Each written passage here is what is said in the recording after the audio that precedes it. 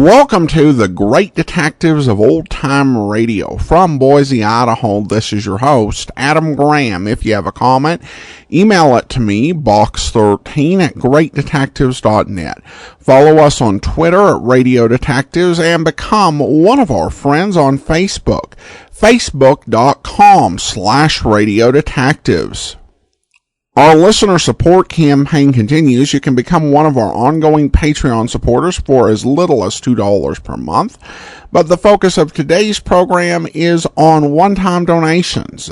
And you can do that in a number of ways, either support.greatdetectives.net or using the Zelle app. Send to box13@greatdetectives.net. And I want to thank Kimber so much for using that option. Or you can mail in a donation to Adam Graham, P.O. Box 15913, Boise, Idaho 83715. And if you do send in a donation during our listener support campaign, there are a number of thank you gifts that we have available as an option. If you send in a donation of $50 or more and you live in the United States, I'll happily send you a signed copy of one of my books, including one of the Adventures of Powerhouse novels, or Slime Incorporated, my first mystery detective novel. And if you send in a donation of $100 or more, I'll happily send you one of the BBC's Poirot radio play collections.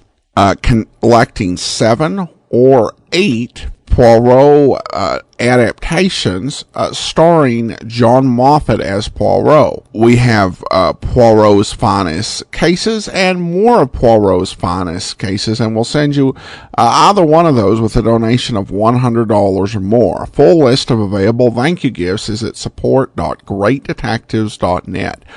Our Listener's Choice countdown continues.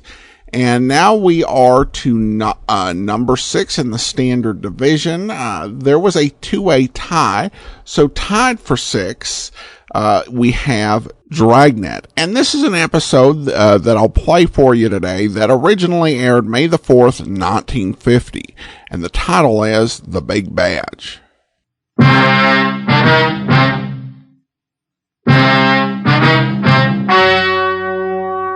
The story you are about to hear is true. Only the names have been changed to protect the innocent.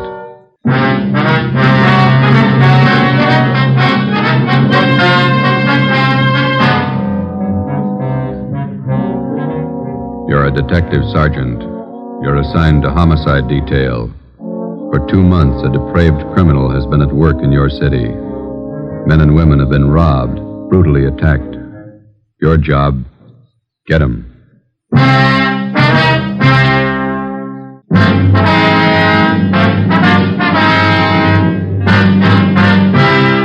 Dragnet, the documented drama of an actual crime. For the next 30 minutes, in cooperation with the Los Angeles Police Department, you will travel step by step on the side of the law through an actual case from official police files.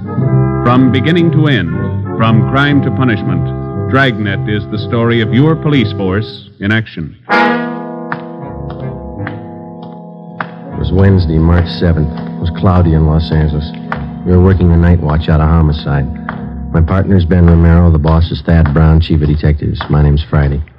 I was on the way home from the office, and it was 2:25 a.m. when I got to Collis Avenue, number 4656. Joseph? Is that you? Yeah, Ma. Did I wake you? Well, what time is it? A little after 2. Oh, you can't keep this up. You've got to have your rest. Don't worry, I'm okay. You got any cold meat in the icebox? There's some pressed ham, a few slices of bologna. Didn't you have any dinner? A couple of hamburgers and a piece of pie. I got hungry again. Well, I had some nice beef stew for dinner. There's some left in the icebox. I'll come down and warm it for you. No, all I want's a sandwich, Ma. You go on back to sleep.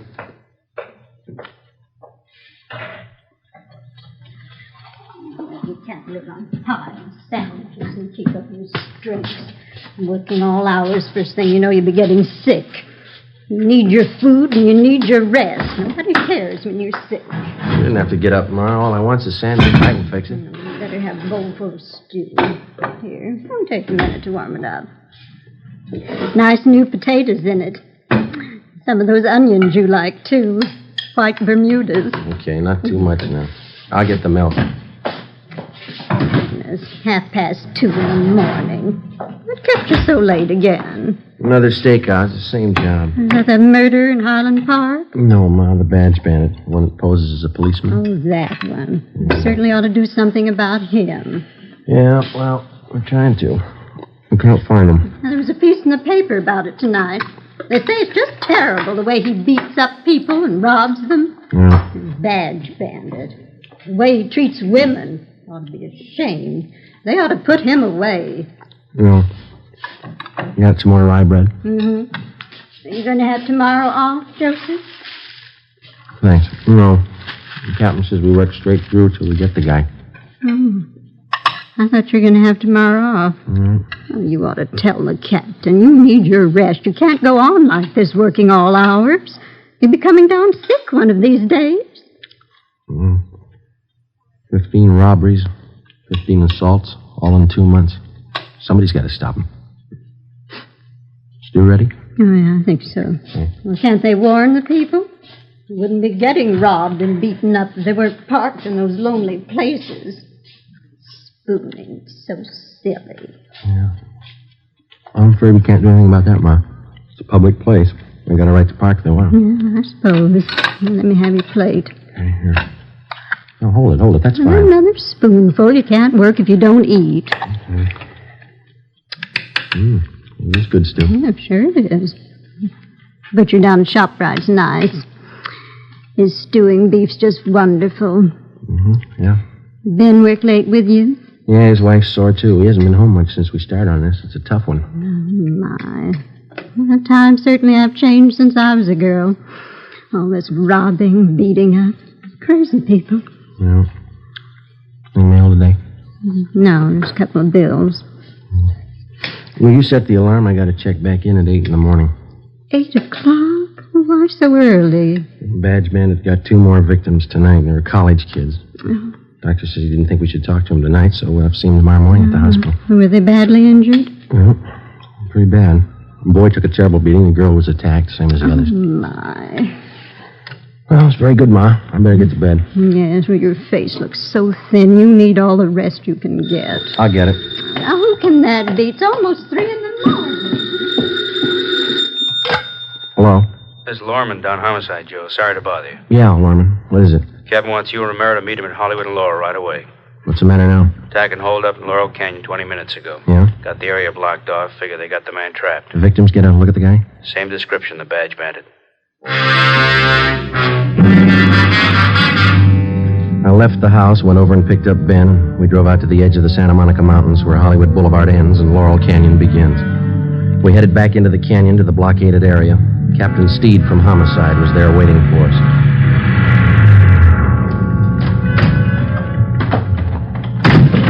Hi, Skip. Yeah, just a minute. Taylor, call communications again. Have them tell the men out on Ventura to start moving in. Right, Captain. Sorry to call you back. Couldn't be helped. Okay. How's it shaping Control up? 3, Wait a Commander minute. Search Detail in vicinity of Laurel Canyon. Unit 62K reports that they are at Mulholland Drive and Oakstone Avenue. Nothing further to report. Okay, what'd you say, Joe? So how's it shaping up?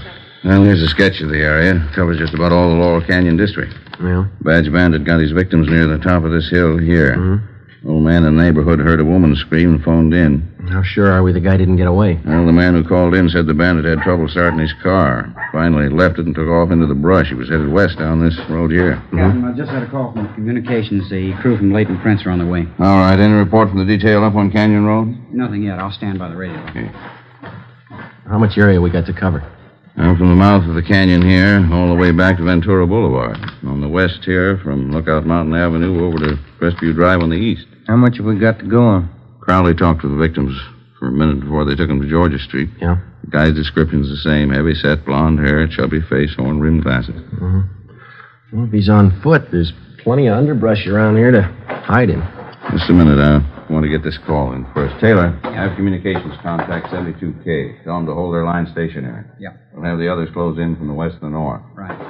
You two better get up on Groveland Drive. Line's pretty thin up there. Olson can use the help. Is that the area where you abandoned the car? Yeah. I want you to cover all the houses in that area. Check with everybody you can find in the neighborhood. They may be able to help. If they don't answer, find out why. Okay. I'll be making the rounds in another 10 minutes. Check with you then. All right, let's go, Oh, Joe. one more thing. Yes, sir? I'll tell you what I told the rest of the men. This guy's in a corner, and he's got a gun. There's only one way out for him. Yeah? Make sure it's not you. 3:45 a.m. Ben and I drove up to Groveland Drive and joined the search. We started our house-to-house canvass of the neighborhood where the suspect had abandoned his car. None of the residents had any further information to give us. 4 a.m. We kept on checking.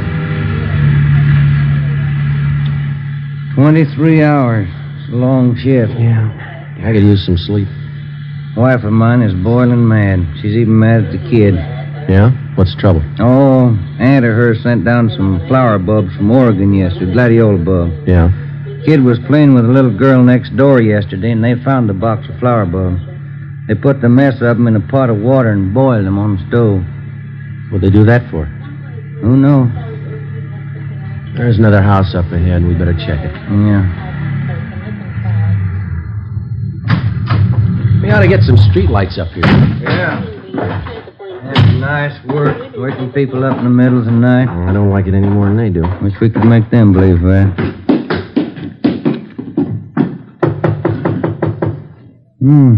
Nice neighborhood up here. Wonder what the price is on these lots. Well, it shouldn't be too high. They say real estate's coming down. Yeah, what is it? Police officers. Sorry to disturb you. We'd like to talk to you a minute. Oh, all right. Let me get the door open. What's been going on in the neighborhood tonight? Some kind of trouble? Cars racing up and down the hill? What's the trouble? Have you noticed any strangers in the neighborhood last hour? No, I just got to bed 20 minutes ago. I work out at Paramount. We're shooting nights. What's all the commotion anyway? We're looking for a suspect. He's supposed to be around this area. Well, I haven't seen anybody. I thought I heard somebody out by the garage a few minutes ago. Went out and looked around, but I didn't see anything. Did you check to see if your car is still in the garage? No, I left it in the driveway. No, sir. There's no car in your driveway. Sure there is. Let me show you. Hey, it's gone. Can we use your phone? Yeah, but I saw it just a few minutes ago. The car was right there in the driveway. You think that guy took my car? Yes, sir. It's a pretty good bet. You got your license number handy there? I don't remember it. I got it on a card in my wallet. Give me communications. Can you give us a description of your car? It's a Plymouth sedan, black, This is two-door Romero. sedan with... Search detail, Laurel Canyon. I got some new information for all units in the detail. Here's the license number. Thanks. Will you broadcast this information to all units in the search detail? What was the make and model of your car? 46 black Plymouth, a two-door sedan. 1946 black Plymouth, two-door sedan, license number, let me see. 7 X-ray 2569. This car's just been stolen from 10211 Groveland Drive. Any identifying marks on the car? Well, I left my keys in it. No, sir. I mean, any special markings on the car? Maybe a dent in one of the fenders? Well, Yeah, George, hold on, we're getting it. the right headlight went out on me last night. I haven't had it fixed yet. The right headlight on the car is out. Notify all units in the search detail that we believe suspect is now in possession of this car. Right, thank you. Let's go. Must have happened in the last 15 minutes. I heard that noise and I went out to check. The car was there then. Well, here's our card. We'll be checking with you later. Yeah, I sure hope you find it. I don't know how I can get to work tomorrow without my car. Yeah, we'll notify you. Yeah, gee, I sure hope you find it. Thanks for your help. Come on, Ben.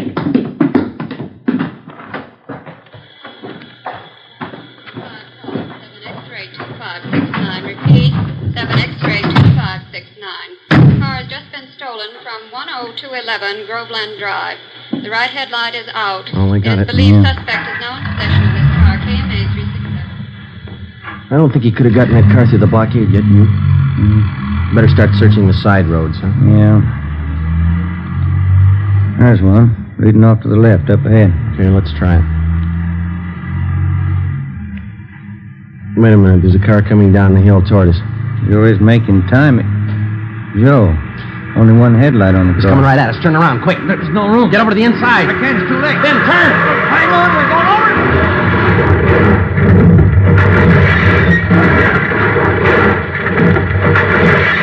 Attention all units. Special attention all units in search detail in the vicinity of Laurel Canyon.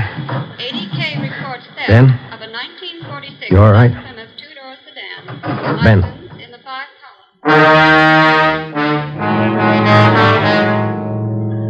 An ambulance was called, and Ben and I were taken to Georgia Street Receiving Hospital. There I received emergency treatment for multiple cuts and bruises and a sprained left shoulder. Ben didn't do so well. He had a possible concussion, 2 broken ribs, and half a dozen severe cuts about the face and arms. We were then taken to the P&F ward. The next afternoon, we had a visit from Captain Steed and Chief of Detectives Thad Brown. Friday, how you feeling? Oh, pretty good, Chief. You saw Romero across the hall. You came out better than he did. Yeah, that's what I hear. You resting any? Oh, much better. No danger involved. Needs rest, that's about all. How long? Well, he'll be here 2 weeks, according to the doctor. What about you? Couple of days. Too bad, Joe. Badge Bandit? Yeah. Looks like you two got banged up for nothing. Oh? After he rammed your car, he ditched the black Plymouth, and then we figure he hit with the underbrush. Yeah? Somehow, while we were hauling you and Ben out of that wreck, he slipped through the line. Any fingerprints on the car? None we could use. It's rotten luck. I guess it was his night, huh? We're getting more men from Metro Division to help out. Mm-hmm. And we're doubling the number of decoys around the city. Policewomen, huh? And we'll have each of them planted in a parked car along with an officer in every area the Badge Bandit's been working. All he has to do is grab at the bait once. Yeah, if he goes for it. He'll have plenty of time to choose. We work the same setup every night till we reach him. It's a big operation. Might have to run it for weeks unless he quits. Well, there's only one way a guy like that ever quits. Yeah. When we stop him. Saturday, March 10th, 2 p.m. I was released from the P&F ward and went home. Ben stayed on at the hospital. He had at least another 10 days to go before release. Sunday, I spent at home. Monday afternoon, I checked back in at the office, and Captain Steed put me on decoy duty for that week, along with policewoman Dorothy River. We were assigned to cover an isolated parking area near Mulholland Drive and Beverly Glen. It was a nice view, but the duty was slow. No sign of the Badge Bandit. Policewoman River and I waited it out from late evening to early morning, from Monday through Thursday. Friday night came. Same thing. We waited. How's Ben? You see him today? Yeah, he's doing fine. Be out next week. Grouchy, I guess. Oh, sure. You want a cigarette? Thank you. You can sure tell it's Friday night. Yeah. Thanks. College kids are out in force. Mm-hmm. What time you got? 1:45. Long nights. Yeah. Slow. And cold. No, are you? Just a little. It's chilly up here in the early morning. What's that? Car full of kids just pulling out. Are the cars gone too? Yeah. We're the only ones left. Stakeout's giving you nerves. So look, if you're cold, you can have my coat. It doesn't bother me. No, it's all right, Joe. Thanks. It's a beautiful view from up here, isn't it? All the lights. Yeah. You like to dance, Joe? What? I said, do you like to dance? Oh, once in a while, I guess. I'm not too good. Why? Well, our club's having its big annual dance 2 weeks from Saturday. Yeah? Might get a kick out of it. It's formal. Well, it leaves me out. I don't own a tux. You could rent one. It'd be fun. No, afraid I don't look good in a tux. I never met a man who thought he did. Why don't you try it? I might be working. Well, I mean, if you're not working, why don't you come? You going? Well, I was planning on it. Got a date? Oh, not yet. I have hopes. There's a car pulling in. Let's see. Yeah, parked over in back of us.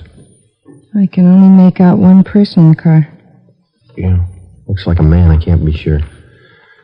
All right, come on over closer. We might as well look the part, huh? All right. He's getting out of the car. Is he coming this way?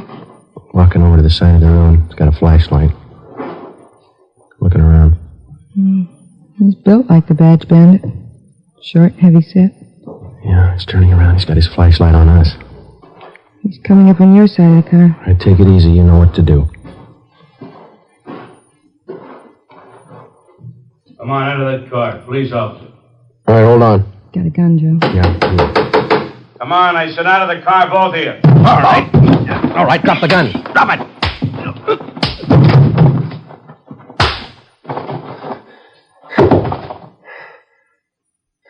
That's him. Yeah. Now I'll get the cuffs on him. Thanks. I didn't think I hit him that hard. You didn't, I did.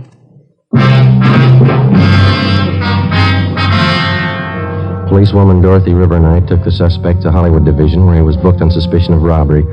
He gave his name as Charles Leon Kirby, age 46. Monday, March 19th, Ben was released from the hospital and checked back in for work. A special show-up was held at which 10 of the 17 victims definitely identified Kirby as the Badge Bandit. The suspect had finally been apprehended. Now we started the slow process of formally charging the man and presenting our evidence against him to bring him to trial. 10 a.m., Ben and I went across the street to the 6th floor of the Hall of Justice to present our case against Kirby and to obtain a formal complaint against him. We met with Deputy District Attorney Broker.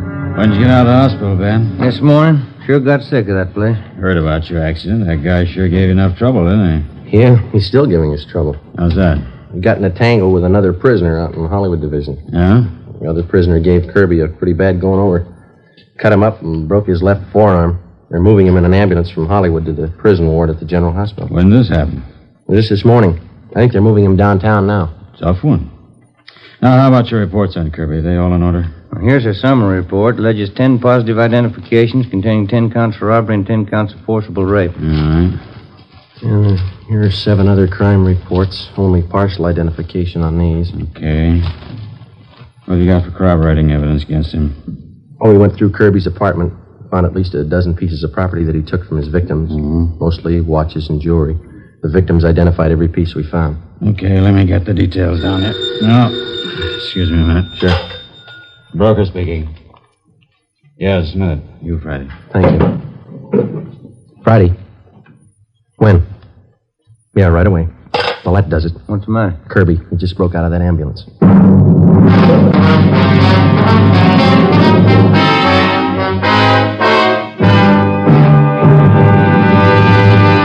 You are listening to Dragnet, the case history of a police investigation presented in the public interest.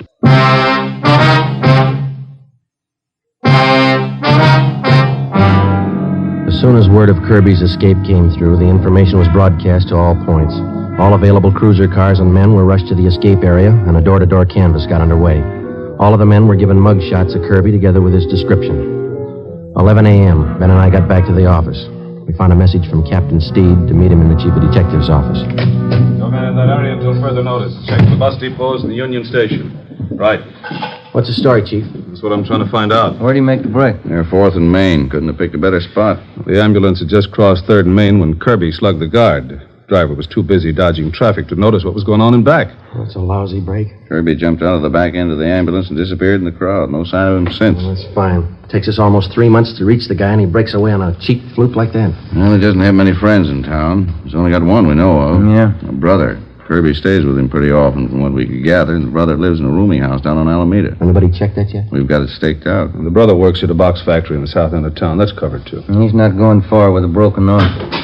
What have you got? Pawn shop hold up 6th Street happened a few minutes ago. Yeah? Here's the description of the hold up, man. Stocky build, blonde hair, horn-rimmed glasses, chubby face. You were wrong about that broken arm. Come on. 11:20 a.m. Ben and I pulled up at the East Asia pawn shop on 6th Street. Inside, we found the proprietor, Morris Brubaker, lying propped up against one of the showcases. He was an elderly man, and his face and head showed the marks of a savage beating. His wounds were hemorrhaging badly, and ambulance attendants were giving him first aid. We showed him Charles Kirby's mugshot. That's the man. I wouldn't make a mistake. That's him. Was he alone, Mr. Brubaker? Yes, by himself. He asked to look at a watch, and when I turned to get it, he kicked me. I fell against the showcase and cut myself. He pulled me in the back room. I didn't even know him. He kept beating me. Easy, Mr. Brubaker. Let me get this conference on.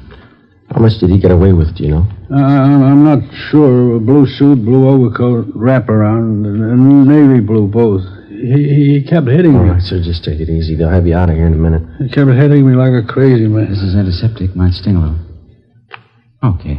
What else did he take, Mr. Brubaker? Can you remember? Yes, from the cash register. He took money. How much? $13, $40. I can't be sure. When he left your store, did you see which way he was going? No, he dragged me in the back room. He locked me in. Ready to move now, Sergeant? Okay. I don't know. I saw him going through the shelves there and the back of the counter. I don't know. What'd you keep there? My account books and my gun. A box of shells, too. You want to take a look, Ben? Well, my head. Yes, sir. Just take it easy. It's only going to be a minute now. the account books are still there. Yeah? He got the gun. 4 p.m. Kirby, alias the Badge Bandit, was still at large. As far as we were concerned, the case was almost back to where it started from 11 weeks before. The suspect was still loose. He was well armed. He was still free to rob, assault, or murder. We had two big advantages. Kirby's possible broken arm, which would need medical attention, and secondly, the lead to Kirby's brother. At 5:30 p.m., we had a report that the suspect was seen purchasing a ticket at a theater box office out on Hollywood Boulevard. We ran it down. It didn't pay off. At 6:15, a taxi driver thought he spotted Kirby boarding an outbound streetcar at Figueroa and Pico. It was checked out. No results. At 7 o'clock, Ben and I got something to eat at a drive-in, and we relieved the men on stakeout at the rooming house on Alameda Street where Kirby's brother was staying. 10 p.m. Midnight. No sign of Kirby. We waited. At 3 a.m., Hanson and Cummings of Homicide relieved us, and Ben drove me home. It was 3:45 when he dropped me off at Collis Avenue, number 4656.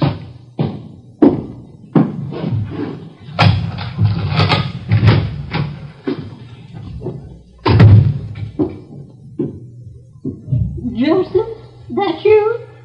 Yeah, Ma, I didn't mean to wake you. Well, what time is it? Almost 4. Oh, my. These late hours, you've got to get your rest, Joseph. We'll be all right, Ma. Got something to eat in the icebox? There's a little cold meat and some cheese in the cupboard. Just want a sandwich. You go on back to sleep. I had some nice meatballs and spaghetti for dinner. I can warm some for you. My, I'm sandwiches working all hours. You just get sick, Joseph, and you'll see nobody cares about you when you're sick. I wish you wouldn't get up, Ma. I can fix something. Well, I'll warm up the meatballs and spaghetti. You need something substantial. I get it. 4 a.m. I hope it's not that office calling you, Hello? Lorman down homicide. Yeah, Lorman. Thought you'd like to know they just got Kirby. Where? At his brother's place about 15 minutes ago. Hanson and Cummings grabbed him. Any trouble? No, grabbed him before he got to his gun. He just locked him up. Thought you'd like to know. Yeah. Thanks, Lorman. Night. All right. Well, that wasn't Joseph. The office, Ma. They got Kirby, the Badge Bandit. Oh, did they? Well, that's nice. Maybe you'll have some time off now. Yeah. Never fails, does it? You work on a case for 3 months. Leave it for 30 minutes and it's all over. The food's warm. Is there anything else you want? No, that's fine, Ma. You go on to bed. Yeah. Well, all right, Joseph. Now, don't stay up too long. All right. Good night. Good night. Hey, Ma. Yes, Joseph? Have I still got that old tuxedo around?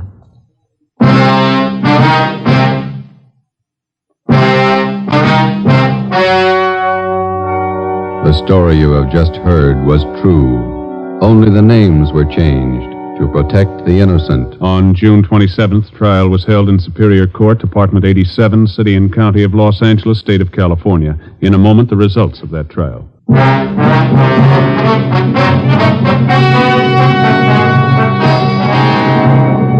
Charles Leon Kirby, alias the Badge Bandit, was tried and convicted in Superior Court on several counts of armed robbery, rape, and assault with intent to commit murder. He was sentenced to life imprisonment. After serving 1 year in the state penitentiary, he was judged insane and committed to the state mental hospital at Mendocino.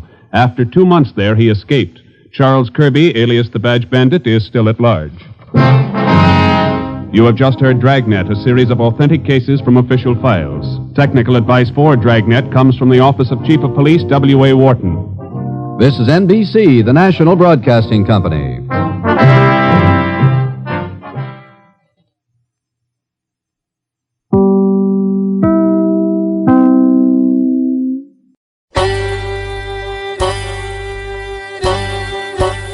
Hi, this is Andrew from OTRWesterns.com. I wanted to invite you to come take a look at our site where we put out podcasts of old-time radio westerns.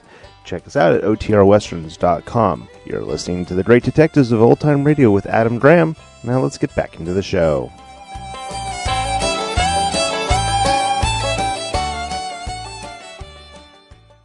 Welcome back. Well, such a memorable episode, and so much to remember. Of course, you had Joe Friday's mother, just great in this, and of course, played by the amazing Peggy Weber, who was only in her 20s at the time, and and really does seem to have a lot of fun with this role.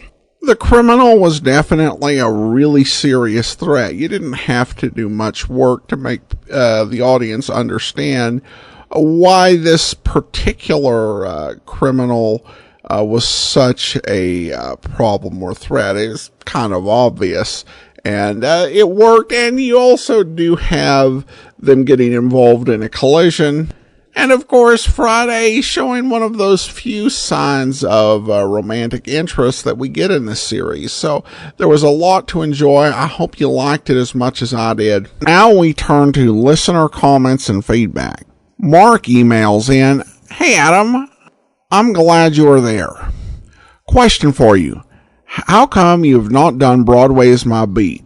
You may have already responded to that question, so if you can, please do it again. Thanks." Okay, Broadway Is My Beat, and this was received prior to our announcement of that we were going to do it in season 15.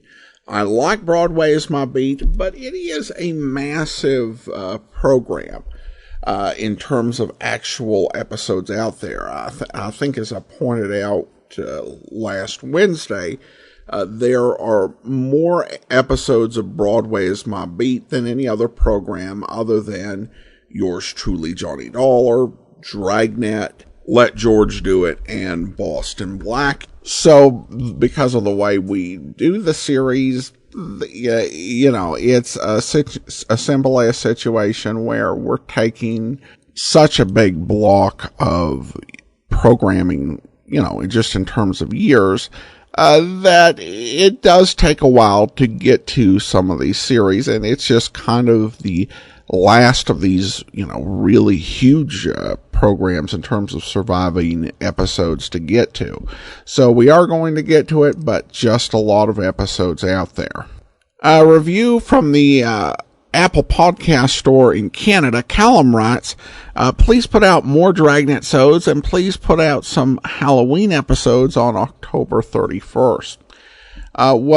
Thanks so much for the comment, Callum. I will go ahead and say I'm not certain what's meant. Obviously, we'll continue to post Dragnet till we get all the way through the series. Though I will say, in terms of putting out, more episodes, we've continued to do Dragnet episodes every week, and then we had a week where we did all week full of Dragnet, and then of course we had an episode of Dragnet just playing the listener countdown. So I think we're good on that. In terms of Halloween, just to be honest, most detective series don't have Halloween episodes.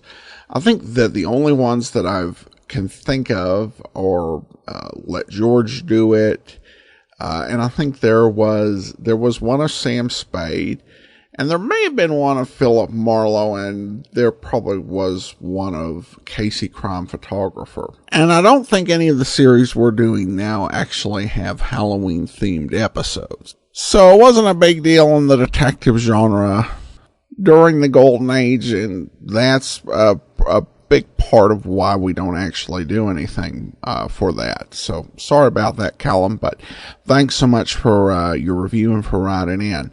All right, well, I do want to go ahead and thank our Patreon supporter of the day.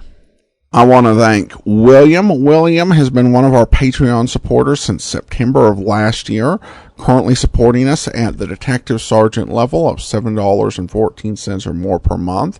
Thank you so much for your support, William. All right, I do want to remind you that you can become a one-time supporter at support.greatdetectives.net using the Zelle app, box 13 at greatdetectives.net, or by mail to Adam Graham, P.O. Box 15913, Boise, Idaho 83715. And reminder, if you do send along a donation of $100 or more, we'll happily send you your choice of our Great Detectives of Old Time Radio t-shirts. So you can get either the standard Great Detective, the Yours Truly Johnny Dollar Anniversary, or the Joe Friday Never Said Just the Facts Ma'am. And that's for our U.S. listeners, and that applies with the donations of $100 or more. All right, well, that will actually do it for today. Join us back here tomorrow for Let George Do It, and then next week you'll get to find out the other series that ended up tied for number 6. In the meantime, send your comments to box13@greatdetectives.net. Follow us on Twitter at Radio Detectives, and become one of our friends on Facebook, facebook.com/Radio Detectives. From Boise, Idaho, this is your host, Adam Graham, signing off.